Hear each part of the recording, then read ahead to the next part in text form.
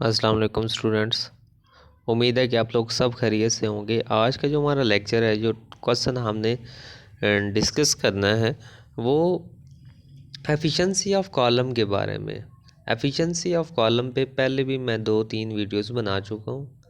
आप gas chromatography के playlist में जाके चेक कर सकते हैं। और ये तीसरी वीडियो है, यानी एफिशिएंसी ऑफ कॉलम पे मैंने बहुत सर्च की है, ठीक है, डिफरेंट चैनल्स देखे हैं, लेकिन प्रॉपर एक डेफिनेट मटेरियल नहीं मिलता क्रोमेटोग्राफिक कॉलम की एफिशिएंसी के बारे में ना। एक इजी वे में जो डिस्क्रिप्शन है, जो इजी वे में एक्सप्लेनेशन है, वो नहीं मिलती, ठीक है।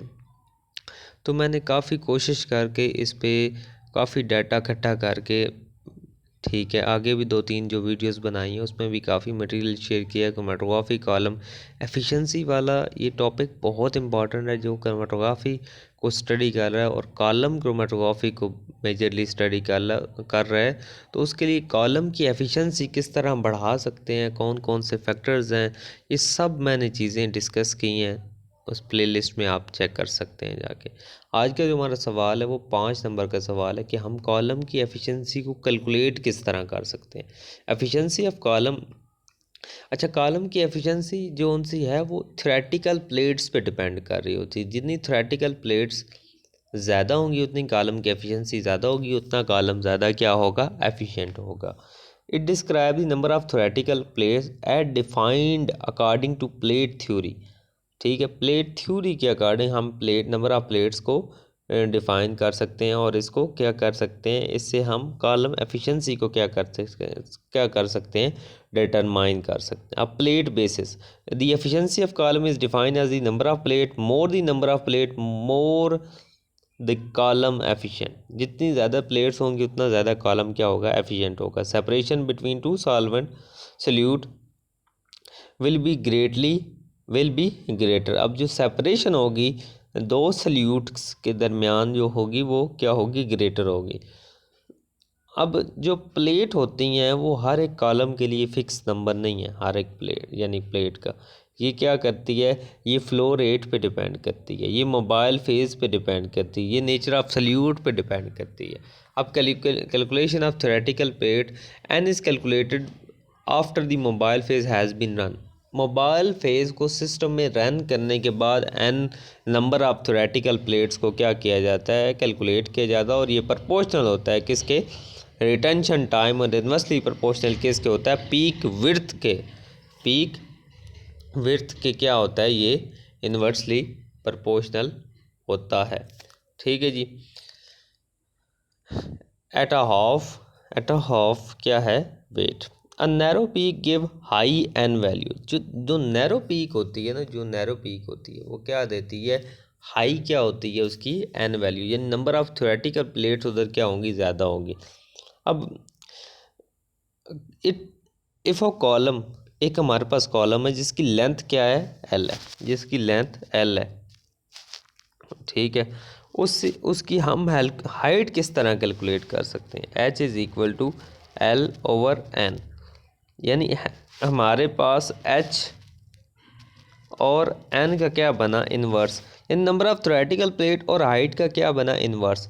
जैसे जैसे हम हाइट को कम करते जाएंगे, हाइट को कम करेंगे, थ्योरेटिकल प्लेट्स बढ़ेंगी। जैसे जैसे थ्योरेटिकल प्लेट्स बढ़ेंगी, हाइट कम होगी, तो हमारा कॉलम ज़्यादा क्या होगा, एफिशिएंट होगा। अब ये जो जो ऊपर फार्मूला लिखा है, H is equal to L over N, the term is known as height equivalent to theoretical plate, HETP इसे कहते हैं, HETP। This is a measure of column efficiency. ये क्या है, कॉलम एफिशिएंसी की मैयर है। तो इस तरह इस पैरामीटर के थ्रू हम कॉलम की एफिशिएंसी को क्या करते हैं, निकाल।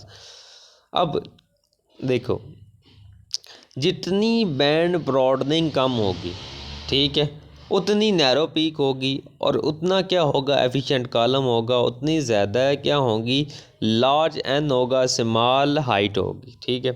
वार्म डम्टर इक्वेशन के थ्रू भी हम क्या कर सकते हैं, हम कॉलम की एफिशिएंसी को निकाल सकते हैं। वार्म डम्टर इक्वेशन पे मेरी डिटेल वीडियो मौजूद है, गैस क्रोमेटोग्राफी के प्लेलिस्ट में आप जाके चेक कर सकते हैं, ठीक है जी। अब mechanism of band broadening is linked with height equivalent to theoretical plate HETP as the column get older। जैसे जैसे कॉलम पुराना होता जाता है वैसे वैसे उसकी सेपरेशन एफिशिएंसी क्या हो जाती है, ड्रॉप हो जाती है। ठीक है। और band broadening natural band broadening cause होती है, नेचुरल बैंड ब्रॉडनिंग काज होती है। और relation between column efficiency and the mechanism behind the band broadening, वो किस से हम निकालते हैं, वो वार्म डेम्प्टर इक्वेशन से निकालते हैं। वार्म डेम्प्टर इक्वेशन ये वाली इक्वेशन है, बड़ी इंपॉर्टेंट इक्वेशन है जी। हर चाहे आप एमएससी पार्ट 2 में एनालिटिकल पढ़ रहे हैं, चाहे आप एमएससी पार्ट 1 में पढ़ रहे हैं, चाहे आप बीएससी में पढ़ रहे हैं, ठीक है, जहाँ पे भी एफिशिएंसी की बात आएगी, क्रोमेटोग्राफिक कॉलम की एफिशिएंसी की बात आएगी, वहाँ पे आपको वार्म डेम्प्टर इक्वेशन का सहारा ज़रूर लेना पड़ेगा।